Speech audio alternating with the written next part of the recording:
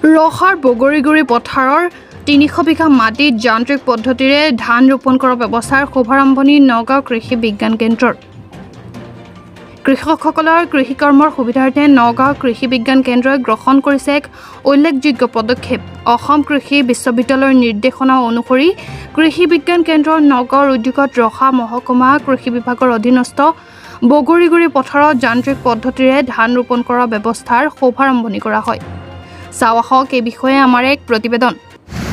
হয় কওকচোন, আজি আপোনালোকৰ একচুৱেলি আজি আমাৰ অতি আনন্দৰ দিন, কাৰণ আমাৰ আজি ৰহা চাব ডিভিজনৰ অধীনত ৰহা মহকুমা কৃষি বিষয়া যিটো আছে এইটো অঞ্চলত আমাৰ যিটো বগৰীগুৰি বুলি কয় জোঙাল বলহ এৰিয়াত আমি কি কৰিলোঁ, এইটো এটা নতুন কথা মানে কি হৈছে যে আমাৰ সাধাৰণতে দেখা যায় অসমৰ কৃষকসকলে খালি এটা খেতি কৰা এটা প্ৰৱণতা আছে, এটা খেতি কৰি মাটিবোৰ চন পেলাই থৈ দিয়ে।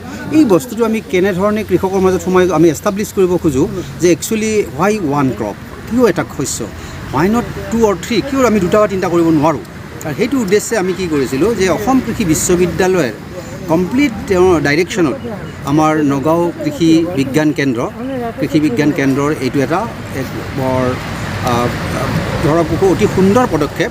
মই কিয় কৈছোঁ যে ইয়াত আমি কি কৰিছিলোঁ, কৃষকৰ পথাৰত বগৰীগুৰিত আমাৰ 40 হেক্টৰ এৰিয়া আমি কাভাৰ কৰিব গৈছোঁ। 40 হেক্টৰ মানে প্ৰায় আমাৰ 300 বিঘা মাটি। তো তাত কি কৰিছে, প্ৰথম কথা হ'ল যে আমি দুটা বস্তু, আমাৰ টেকন'লজিটো ইনজেক্ট কৰিব বিচাৰিছোঁ, কি টেকন'লজি ইয়াত ইনজেক্ট কৰিব পাৰি বা মানুহক দেখুৱাব পাৰি, প্ৰদৰ্শন কৰিব পাৰি। আৰু এটা দেখিছিলোঁ কি যে কৃষকৰ যে তেওঁলোকৰ আমাৰ যিবিলাক টেকন'লজি মানে কি হ'ল, যেনে এটা ডাঙৰ টেকন'লজি হ'ল জাত।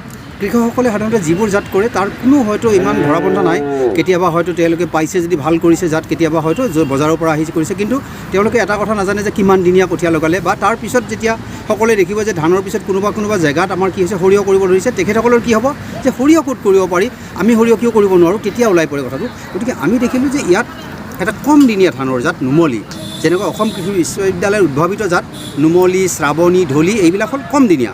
তাৰপিছত ঢলিটো হ'ল ছাবমাৰ্জেঞ্চ টলাৰেণ্ট, পানী দুসহ্য কৰিব পৰা জাত।